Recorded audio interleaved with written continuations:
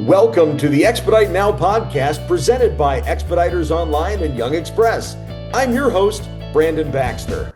My guest is Rob Podeszwa. Rob is a recruiter with Jung Express, and he's been a crucial part of the expedite industry for quite some time now. Rob, thank you so much for joining me today. How are you? Oh, you're welcome, Brandon. Thank you very much for having me. I'm doing well. Let's start by introducing yourself with your background within the expedite industry. Let's talk a little bit about that to really kick things off here. Sure. So, Jung Express, we're an expedited freight company out of Milwaukee, Wisconsin. We've been around since 1991. I've known our owner for over 30 years. He's one of my best friends, but I've only been with us for 11 years. The first 3 years, I was a driver. I drove a Sprinter for 3 years, put 400,000 miles on it, hit 42 out of the 48 states, so very familiar with it. And then the past 8 years now, I've been the recruiter here. Let's talk about why we are creating this series of videos. These mini podcasts, as I like to refer to them. What's the purpose in our discussions today? Sure. So I know the first thing people are going to say is, oh, he's just trying to recruit. And yeah, that might be part of it or so. Hey, I wouldn't mind if somebody calls us up that wants to sign on, but that's not the focus here. Right. The focus here, I've been doing this for a long time. And as I've seen, there's good information out on the internet, but there's also a lot of very bad information, a lot of misleading information about what this industry is about. I love this industry. I loved being an expediter. I like sharing that with people, but I want people to get into this for the right reasons. And to understand what it's about. So we want to give them information to help them make the right choice to get into this industry or not. It's not for everybody. And I've seen a lot of people get into this for the wrong reasons. They have the wrong plan, they have the wrong expectations, and they fail. Yep. Expedited freight is all time sensitive freight. You must pick up by a certain time, you must deliver by a certain time, and it is driving straight through. It's not, hey, pick it up and deliver it whenever I feel like it or whenever I happen to get there. It is time critical. Pick up by a certain time, deliver by a certain time. And it's also what we call care critical. Customers are expecting that they are getting a dedicated van. That freight goes into that van and it doesn't come out of that van until it gets to where it needs to go. So it's not being cross-docked to different places. That's one of the very important things of expedited freight, is the fact that there's less damage because you're not cross-docking it. And this is what companies want, and you're also driving straight through. Yeah. When we're dealing with the Sprinter vans and cargo vans, because of the fact that they are under 10,000 pound gross vehicle weight rating, and that's key, that's the GVWR. Yes. That means that they are not considered a commercial vehicle by the Department of Transportation. They have no DOT regulations. So that's why they don't have to log, they don't have to scale, they're not limited to the number of hours they can drive. So you don't have to have a med card. You don't have to have a CDL. So it's fairly simple for people to get into it. You just need the van, you need the insurance, and boom, you're an expediter.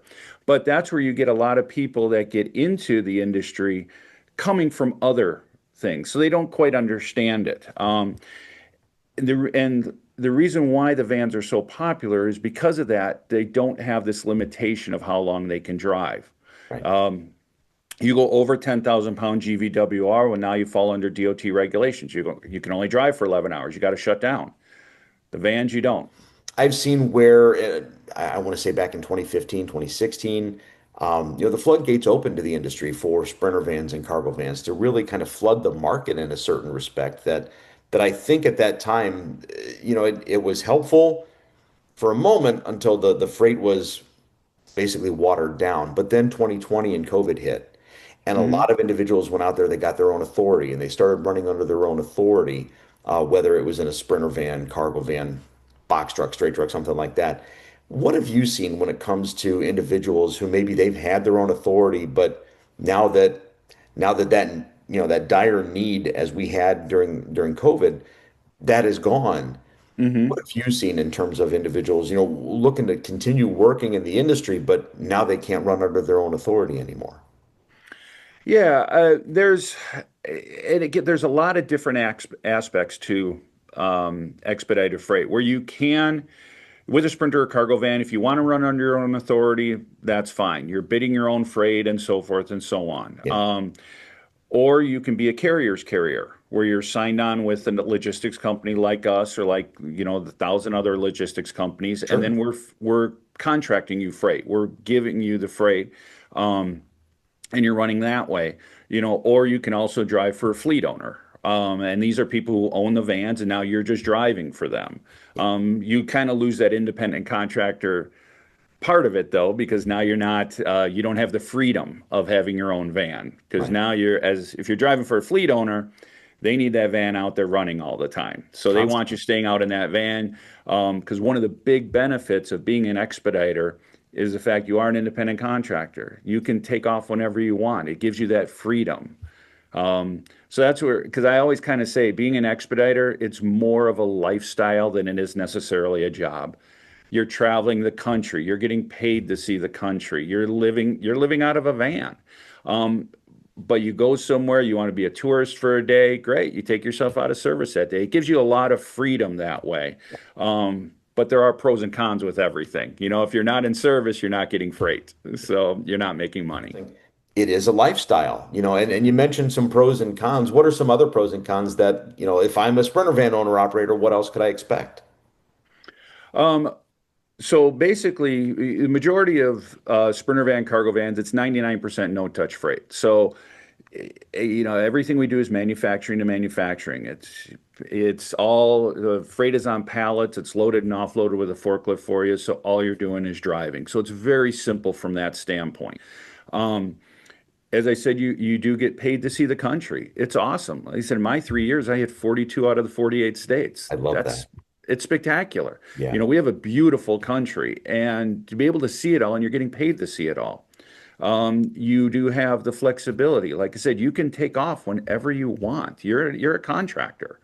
But again, you also have to understand in order to make the money, you need to be available. What does it look like to be a business owner as an owner operator? What does all of that entail? Great question, because that to me is one of the most important things for people to understand getting in this industry in order to be successful. Yeah. I get so many drivers, they come to me and they say, I'm going to be a great driver. I'm always going to pick up on time. I'm always going to deliver on time. I'm like, no kidding. All right, that's the bare minimum to That's being what a you're here driver. for. I mean, that's like going into a job and saying, I'm going to be the best employee you have. I'm always going to show up for work on time. They're going to be like, well, yeah, that's the minimum. That doesn't make you good. And that's the same thing with being an expediter. Picking up on time, delivering time, that's a requirement. That doesn't make you good. Yeah. What makes you good and what makes you successful is understanding that you're an independent contractor. You own a business now. It is your business. Run it correctly. You are not only the driver of your business, you are now the president of your business. You're the finance manager of your business. Yeah. And most importantly, you're the salesman of your business. Okay, because if you're a contractor with Jung Express or a contractor with any of the other logistics companies, we are now your customer. Treat us as your customer. And you need to sell us Yes. your services. And in order to do that, you need to have a good business plan. Yes. You need to have the right expectations. You need to get together a good business plan, on which I know we're going to be talking about in a future episode.